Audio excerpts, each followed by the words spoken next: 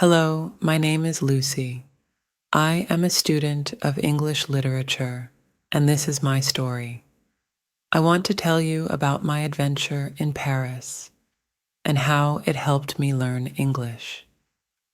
It was a sunny day, and I was on my way to Paris for a holiday.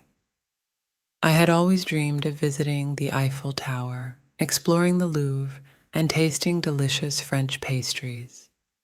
As I arrived at the airport, I felt a mix of excitement and nervousness. My trip was finally happening.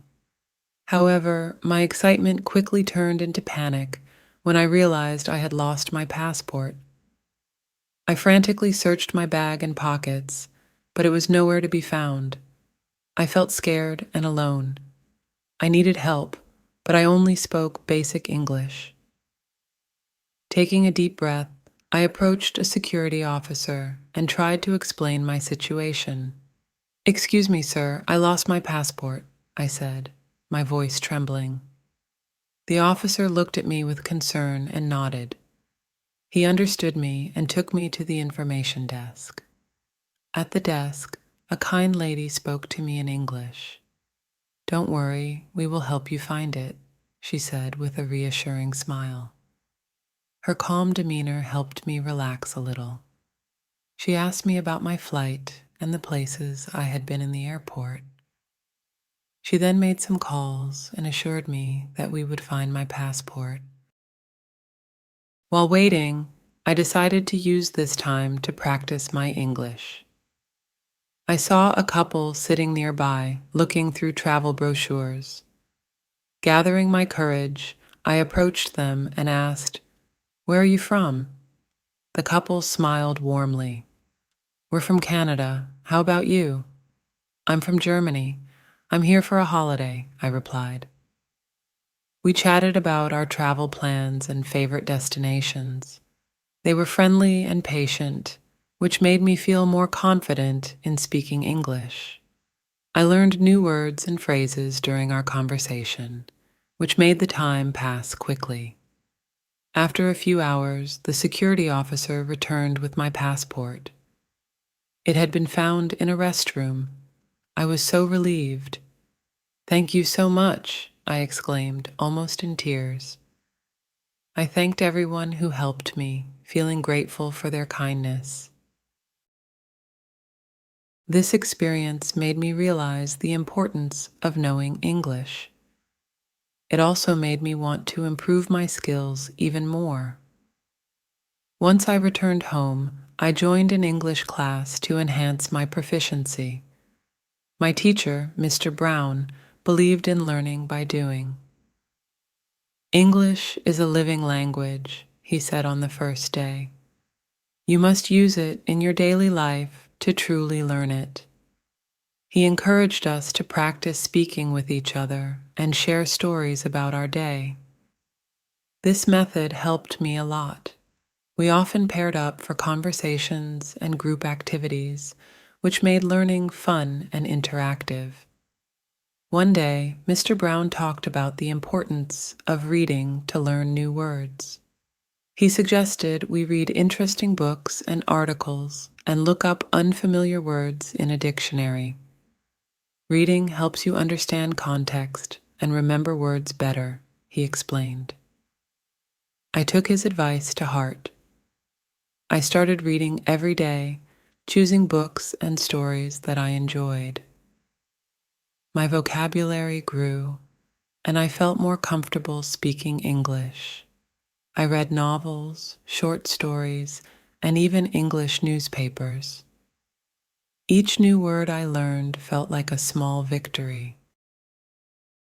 Mr. Brown also introduced us to the shadowing technique to improve our pronunciation.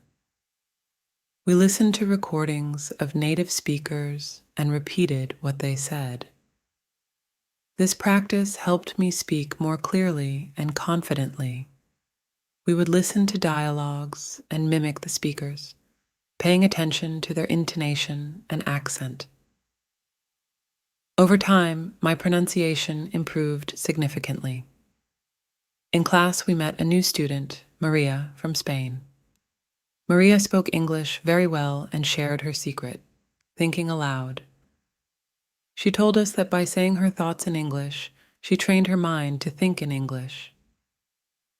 It's like having a conversation with yourself, she said with a smile. Inspired by Maria, I started using this technique too. At first, it felt strange to talk to myself, but soon it became a habit. I would describe what I was doing, my plans for the day, and even my feelings.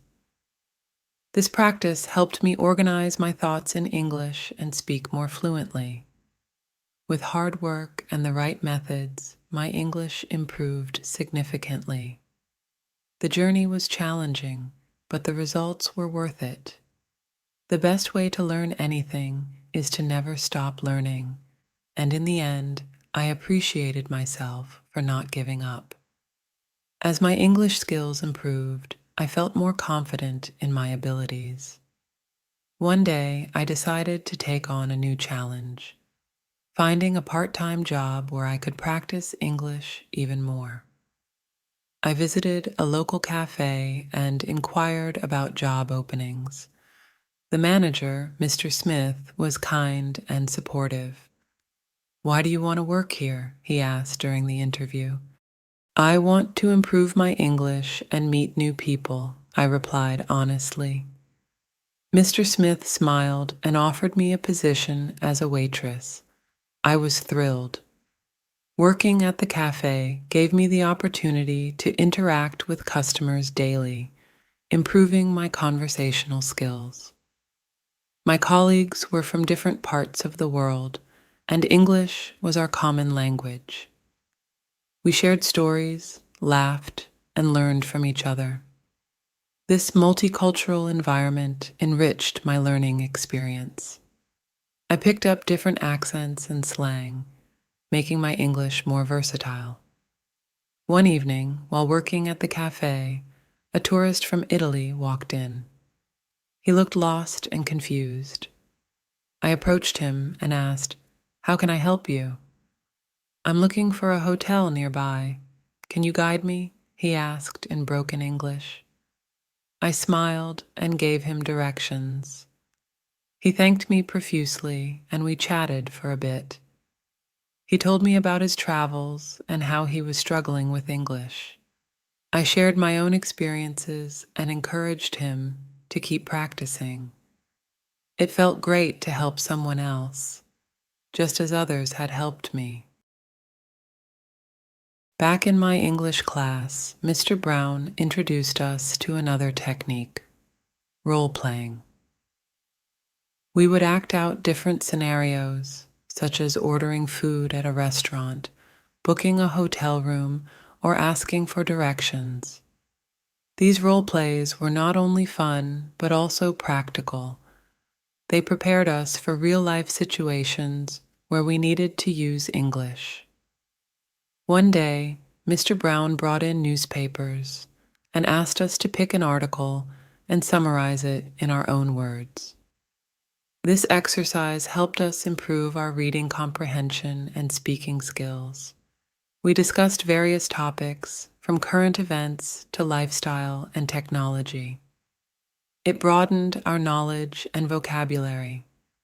Maria, the student from Spain, became one of my closest friends. We often studied together, helping each other with difficult words and grammar rules.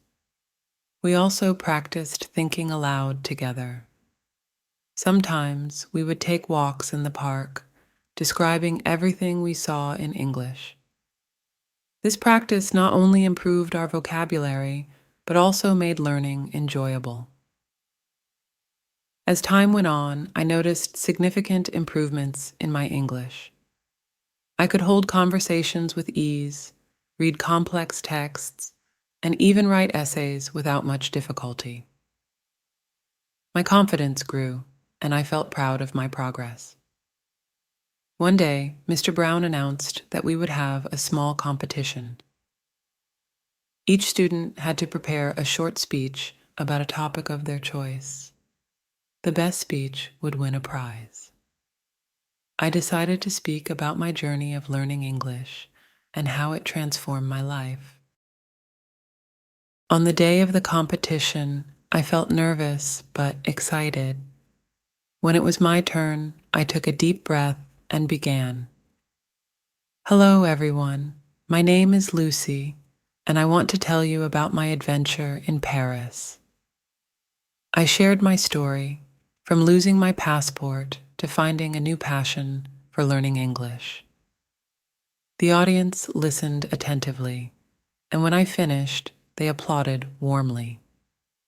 To my surprise, I won the competition. Mr. Brown handed me a book as a prize.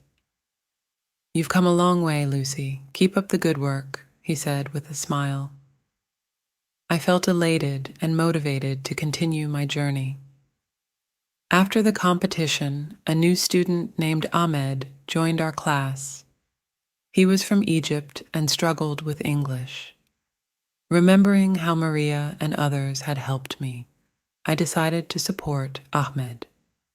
We practiced together, and I shared all the techniques I had learned. Watching Ahmed improve reminded me of my own journey and the importance of helping others. As my final semester approached, I realized how far I had come. I could now enjoy English literature without constantly referring to a dictionary. I could discuss complex topics and express my thoughts clearly. More importantly, I had developed a love for the English language and a passion for continuous learning. Looking back, I appreciated every challenge and obstacle I faced. They pushed me to become better and never give up. The best way to learn anything is to never stop learning, and in the end, I appreciated myself for not giving up.